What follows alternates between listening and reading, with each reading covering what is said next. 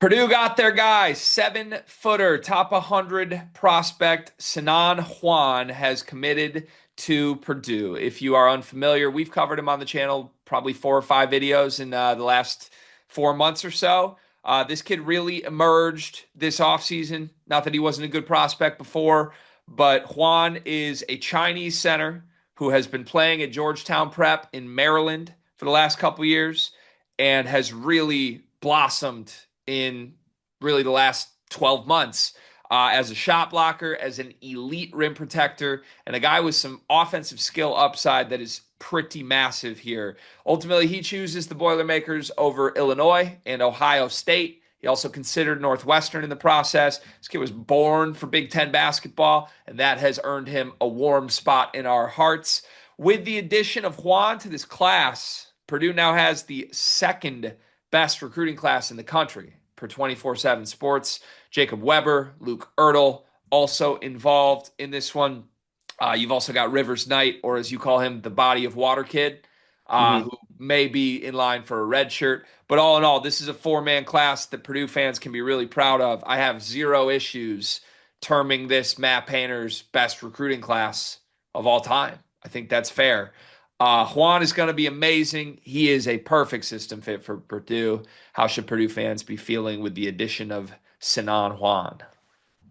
And Coach Brantley, one day he's gonna stop getting away with this.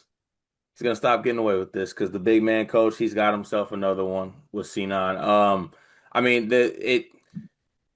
if you could, if there was like no schools involved, right, and you just showed me this film and you're like, where are you sending him? I'd be like, oh yeah, go ahead, send him to Purdue. Well, first I send him to Michigan State because I want a 7-footer and I'm greedy as hell. But second of all, I'd be like, yeah, Purdue. This is for him. 7'1". He's got good hands. He's mobile. He's not a slouch. He's a shot blocker. He can rebound the basketball. Would like to see him actually rebound a little bit better, if I'm being greedy, to be honest with you. Like I feel like the U19, the shot blocking is what really stuck out to me. But yeah, you put him in a Purdue uniform and you assume that this is going to be a guy that you're going to have for multiple years, I think. Because you know that's what happens when you go to Purdue typically. They don't really do the one and done thing. And he's going to develop himself into a really good player, a really good big for this team, and also bring them something that I feel like they need. Because looking ahead to next season, obviously Oscar Clough is one and done with how his Purdue career is going. You have Daniel Jacobson back in the fold, assuming he'll develop and be your starting center next year. I do think that having another center that also is a little bit of a change up stylistically from Jacobson, just given the fact that, right now, Sinan, I think, is, stronger, a little bit more burly than Daniel Jacobson is. I think it's a really good thing for Purdue basketball to have.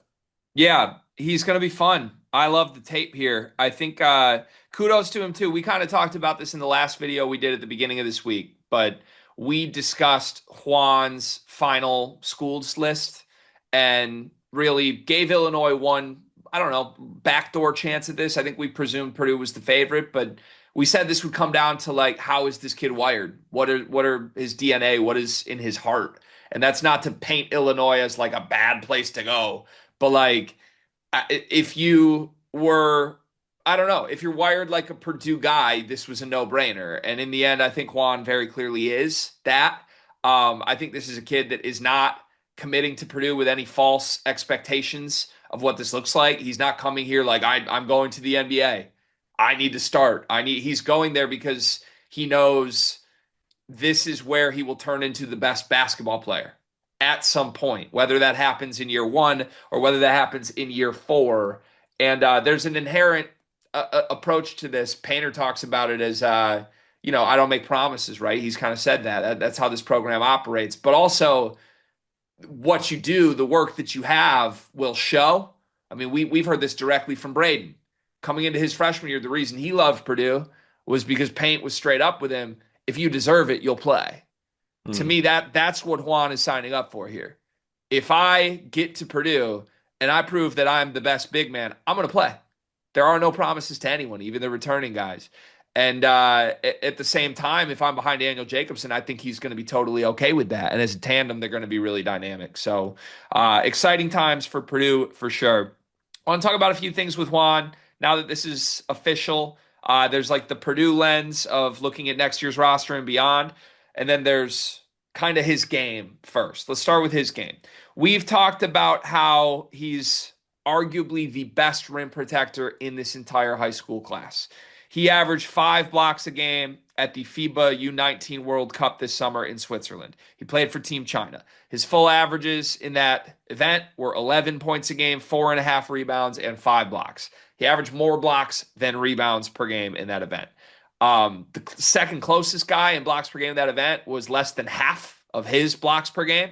So he was in a class of his own in the world in the FIBA World Cup. Also, not a great rebounder. I think Yeah. objectively, if you only pull down 4.5 rebounds, that like we saw Steinbach in like 15 a game in that event. Is that sort of what you're expecting from his game? Is he quote unquote just a shot blocker right now? What does he need to do to become a better rebounder, and what do you think that looks like for him? Yeah, you know what? I think it's funny though because when you watch his film and his tape, you sometimes see a guy and you're like, okay, yeah, I can see why he's not a rebounder. You know what I'm saying? It looks like a player that doesn't really want to get down there, maybe a little bit more finesse type big. I don't really see that with Sinan. Like he's a guy that he's pretty physical on the defensive end of the floor. Obviously, with the shot being a shot blocker, he is. It's a height thing while also I think using some physicality on that end of the floor. He's also like a pretty good athlete for a 7 footer as well. So I don't know. I'm looking at that more so as like, all right, let Paint and Brantley get his hands on him and come, tell him that rebounding is it should be more of a priority. And I think that he could have better numbers than that. But when you look at that, it is alarming to see a guy average more blocks and rebounds at 7-1. Yeah. Like four rebounds is what I want Omer Meyer to average rebounding, not my 7 foot center. The FIBA World Cup is a small sample size, right? There's only so many games there. If anything, I would say if there was a number that was quote unquote kind of fluky from that event, with all due respect, it's the 5 blocks. Hmm. If you look at other events on the EYBL circuit this summer, he played for Team Durant. He averaged 9 points, the same exact rebounds, 4.6 per game, and then only 1.7 blocks a game. Hmm. So, look, he is an elite rim protector. I'm not trying to like question those numbers. 5 was crazy. I don't think he's going to like step foot on the floor in college and immediately be the best shot blocker in the country. Right. The larger point here is he's not all that good of a rebounder on paper, which is interesting at this point in time because Purdue can't rebound. Yeah. So when you do look forward, right? I mean, we don't know what Payne's going to do with the portal, but Oscar Clough will graduate. He already has graduated. He will move on. Trey Kaufman-Renn will graduate, probably give his own commencement speech at the graduation. And then Braden Smith, who's one of the best rebounding point guards in the world, will graduate. Hmm. So your front court rotation next year is Jacobson, Huan, and Burgess. Presumably Benter at the 4, or maybe they get a portal player at the 4. But I guess you kind of get where I'm going. Like, is rebounding officially like on the roster build? Do Jacobson and Juan need to get significantly better as rebounders, or what? How are they going to go about that? I think going forward. Yeah, I think they do. I think they're gonna have no choice but to do that. Just because I think that obviously you're losing Clough, right? Who is one of your better rebounders. I'm sorry. Also, I was pulling up the current rebounding leaders in the country because that's what we should search. That's how we should cipher through um, how we work the portal next season. Just find some. Yeah, we need to find some. Like, yeah, we need to find somebody. Yeah, it's possible. It's possible. Here's what I would say. It feels like, there's been so many good big men through Purdue through the years that when they get a commitment, people like to do like, which one is he most similar to? The one that I've heard the most for for Juan is Matt Harms. I don't know that I love that because I think Juan is a better defensive player than Harms. Hmm. But I think kind of archetype wise, I can understand it. Like they're not really gonna expect a bunch of low post scoring from Juan. He's only an average rebounder, and he's really out there to block shots and move well. That was Harmsy. I think Juan can be a lot better than Matt Harms was at Purdue. But I do think it's interesting. You go back and look at the Harms era. He played 3 years at Purdue, right? In 3 years at Purdue, with Matt Harms as, an important player on the team, they were never a good defensive rebounding team ever. They never ranked inside the top 100 in the country in defensive rebounding. Now, also, Cart, they were pairing Harms with Travion Williams, who was an elite rebounder, Hmm. and they played those two together. So, like, I do think this is like, okay, with what we're building, we feel so good at the guard spots. We feel so good with the shooters that we got. We feel really great with the rim protectors we got. I mean, they're going to be a top 10 block team, I think, in the world if Jacobson and Juan are your rotation. But also, they might project as a terrible rebounding team unless they go get some really physical guys from somewhere. And my guess would be this freshman class is done, so it might have to be addressed through the portal. Yeah, so North Alabama, we got a 6'9" junior, Cornelius Williams. He averages 14 boards a game. That could work. He's also averaging 20 this year. Yeah, that could work. And yeah, I don't know. I'm going through right. The Edie years, you were elite on the defensive rebounds. The Harms years, you were never inside the top 100. The years before Harms, they were really good with Caleb Swanigan. So I do think like there's a pretty clear like just point to it when Purdue's great on the defensive boards, they've been elite, and when they're not, there's a hole there. This year's team, for what it's worth, through 2 games, ranks 285th in defensive rebounding in the country. So yeah, Juan, I don't think is going to help. That is the point, but maybe he can get a lot better at that, and maybe you make some additions. How do you see year one going? Like, what does Matt Painter hope happens with the rotation at the center spot if you've got Jacobson and Juan? I mean, I think your hope is that Jacobson takes a step. You need Jacobson to improve. He has to. Because I don't think you want to put the pressure on Juan to kind of step in right away and be thrusted into that spot. I think you want some development to occur with him. So yeah, I think a lot is put on or should be put on Jacobson to improve. Coming in, do you view those two as equals? Do you view Jacobson as better than Juan? I I'm usually in a different camp with the Daniel Jacobson stuff than others. I think Juan's a lot closer to Jacobson than people want to admit. If he is, that's a credit to Juan. I Yeah. don't feel that way. I think Jacobson will be significantly ahead of Juan right away. Yeah, we're fine. We're fine too, by the way. So there's a 7'2" junior for Charlotte named Anton Bonk, who's number 49, Hmm. 10 rebounds a game, and he's got a Purdue face.